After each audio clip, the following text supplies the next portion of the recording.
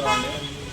ఈ 76వ republic day సందర్భంగా మన కోర్టు విషయంలో ముందుగా వందే మాత్రం గీతం ఆలోచిస్తాం.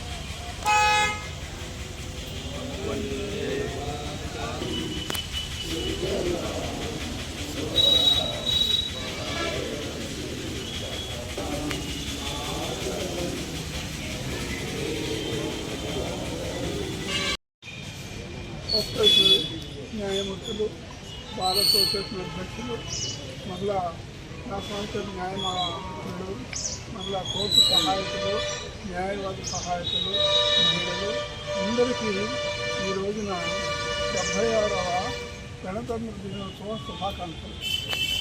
ఇక్కడ మన ప్రెసిడెంట్ గారు నన్ను పిలిచారు, ఫస్ట్గా పిలిచారు మాట్లాడమన్నారు. ఇక్కడ నేను మాట్లాడే ముందు 2 విషయాలు నేను గుర్తుపెట్టుకోవాలి. ఎప్పుడు కూడా వివేకానంద స్వామి వారు ఒకటి చెప్తారు, సందర్భాన్ని బట్టి మాట్లాడేవాడు వాడు తెలియగలవాడు, ఏది మాట్లాడకూడదో అది మాట్లాడకుండా ఉండేవాడు వివేకవంతుడు అని అంటారు. దాన్ని బట్టి అది 2 దృష్టిలో పెట్టుకొని నేను కూడా మాట్లాడవలసిన ఆవశ్యకత ఉంది. మనకి రాజ్యాంగం స్వతంత్రం వచ్చేసరికి రాజ్యాంగ పరిషత్తు ఏర్పడటం అందరికీ తెలిసిన విషయం. ఎవరు బాబు రాజేంద్రప్రసాద్ గారు అధ్యక్షుడు దానికి. దాని మీద రాజ్యాంగ పరిషత్తును ఆధారం చేసుకొని రాజ్యాంగానికి తంటూ రావడం జరిగింది. దానిలో మరి నంబర్లు చాలామంది ఉన్నారు. పిఎన్ రావు అని ఒక ఆయన ఉన్నాడు, ఐసీఎస్లో ఉండేవాడు అప్పుడు. తర్వాత అల్లాడి కృష్ణస్వామి గారు రెనాల్డ్ పర్సన్, ఆయన సామాన్యమైన వ్యక్తి గారు. ఎక్కడ 15-20 మంది ఉన్నారు దాంట్లో. దానికి హెడ్ని ఈయన చేశారు. ఈయన చేయటానికి ముందుగా కొంచెం వినందించుకోవడం. ఒకసారి వేరే వారు దీనికి మేముంటే బాగుంటుంది కదా, ఎవరుంటే బాగుంటుంది కాన్స్టిట్యూషన్ తయారు చేయడానికి, డ్రాఫ్ట్ తయారు చేయడానికి అని నిర్ణయాలు వచ్చినప్పుడు మన ఇంగ్లాండ్, అమెరికా ఇటువంటి వాటితో సంప్రదిస్తే మీరు ఎంతమందిని ఎందుకయ్యా మీరందరూ మమ్మల్ని సంప్రదిస్తారు, ఈ దేశంలో అయిన డాక్టర్ ఆఫ్ లాస్లో అన్నిట్లో కూడా అగ్రగణ్యుడైన అంబేద్కర్ గారు ఉన్నారు కదా అని చెప్తే అప్పుడు అందరూ కలిసి అంబేద్కర్ గారిని చేయడం జరిగింది. సరే, ఆయన 49 నవంబర్ 26కే సబ్మిట్ చేసేసారు మొత్తం కూడా. కానీ ఎన్ఫోర్స్మెంట్ జరిగింది 1950 జనవరి 26 is the enforcement of the constitution అంతే. అంతేగాని ఆరిజిన్ నవంబర్ 26, 49 అది మనం కూడా తెలుసుకుంటే మంచిది. ఇక్కడ ఏమైందో రాజ్యాంగంలో ప్రధానంగా 5 అంశాలు ముడిపడి ఉంది నాకు తెలిసిన. ఒకటి సావరెనిటీ, రెండవది సోషలిస్ట్ ప్యాటర్న్, మూడవటేమో స్టేటస్, డెమోక్రసీ, రిపబ్లిక్. ఈ 5 దీన్ని బేస్ చేసుకొని రాజ్యాంగం ఉంటుంది. మనం చట్టాలు చేస్తున్నాం, ఎన్నో చేస్తున్నాం. ఎన్ని చట్టాలు చేసినా ఈ రాజ్యాంగంలో కొన్నదానికి పరిమితికి లోబడి మాత్రమే చట్టాలు చేయాలి. కానీ అవి దాడిపోతే మాత్రం ఆ చట్టాలు ఉపయోగపడవు. రాజనీతిలో ఎవరైతే తగ్గుతాడో, ఏ సమయానికి తగ్గాల్సిన అవసరం ఉంది, తగ్గుతాడో వాడు రాజనీతి.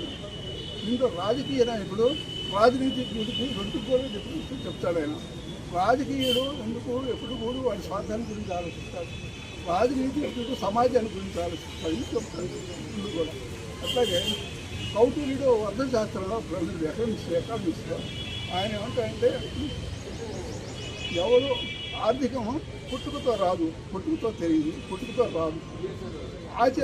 ఆచరణ వల్ల ఆర్థికంగా పైకి ఎదుగుతాడు, లేకపోతే తిరిగిపోతాడు. ఇది ఆయన చెప్తాడు కౌటిల్యుడు అర్థశాస్త్రంలో. సివిల్ జడ్జి కోర్టు ప్రాంగణంలో యాడ్లోను, అట్లానే ఇక్కడ తాలూకా ఆవరణలోను మూవన్నెల పతాకాన్ని ఆవిష్కరించినటువంటి సత్తెనపల్లి ప్రధాన civil judge junior division Shri Taushik Hussain గారికి, అదేవిధంగా 1వ అదనపు civil judge junior division Shrimati P Priyadarshini గారికి, సత్తెనపల్లి బార్ అసోసియేషన్ అధ్యక్షులు కంబాల అనిల్ కుమార్ గారికి, నా సహచార న్యాయవాదులకి, న్యాయవాద గుమస్తాలకి, అదేవిధంగా కోర్టు సిబ్బందికి అందరికీ ముందుగా గణతంత్ర దినోత్సవ శుభాకాంక్షలు తెలియజేస్తూ 76వ మరి దేశంలో, ప్రపంచంలోనే భారతదేశం మరి భిన్న మతాలు, భిన్న సంస్కృతులు, భిన్న భాషలు, భిన్న వస్త్రధారణ, ఆహారపు అలవాట్లు ఉన్నప్పటికీ కూడా ప్రపంచంలోనే భిన్నత్వంలో ఏకత్వం ఒకటి సాధ్యమైన దేశం ఏదన్నా ఉందంటే మన భారతదేశం అని సగర్వంగా చెప్పుకోవచ్చు. మరి ఈరోజు మనం గణతంత్ర దినోత్సవాన్ని శుభంగా జరుపుకుంటున్నామంటే దానికి ఎందరో త్యాగదనుల యొక్క ఫలితాల మూలంగానే మనం ఈరోజు ఈ స్వేచ్ఛ వాయువుని పీల్చుకుంటా ఉన్నాం. స్వేచ్ఛ, సమానత్వం, సౌభాతృత్వం ఇవన్నీ కలిగి పటిష్టమైనటువంటి రాజ్యాంగం ఉంది. గతంతో పోల్చుకుంటే భారతదేశం ఈ 76 సంవత్సరాల్లో మరి గణనీయమైనటువంటి అభివృద్ధిని అన్ని రంగాల్లో సాధించింది. అదే స్ఫూర్తితో మనం కూడా భావితరాలకు అవసరమైనటువంటి ప్రకృతిని, వనరుల్ని కాపాడాల్సినటువంటి బాధ్యత కూడా మనందరి మీద ఉందని తెలియజేస్తూ ప్రధానంగా మనం స్మరించుకోవాల్సింది మరి సైనికుల్ని, రైతుల్ని, అదేవిధంగా శాస్త్రవేత్తల్ని. వీళ్ళు ప్రధానంగా మనం ఇలాంటి సందర్భాల్లో వారి సేవలను కూడా మనం గుర్తించాల్సినటువంటి అవసరం ఉంది. అదేవిధంగా మనందరం ఏదైతే వృత్తుల్లో ఉన్నామో వాటన్నిటిని కూడా నిజాయితీతో సేవలు ఇప్పటివరకు ఎట్లా అందించామో భవిష్యత్తులో కూడా అందించి దేశాభివృద్ధికి, ఈ ప్రాంతాభివృద్ధికి కూడా పాటుపడాలని కోరుకుంటూ నాకు ఈ అవకాశం ఇచ్చిన మీ అందరికీ మరొకసారి ధన్యవాదాలు. ముగింపుగా జనగణమన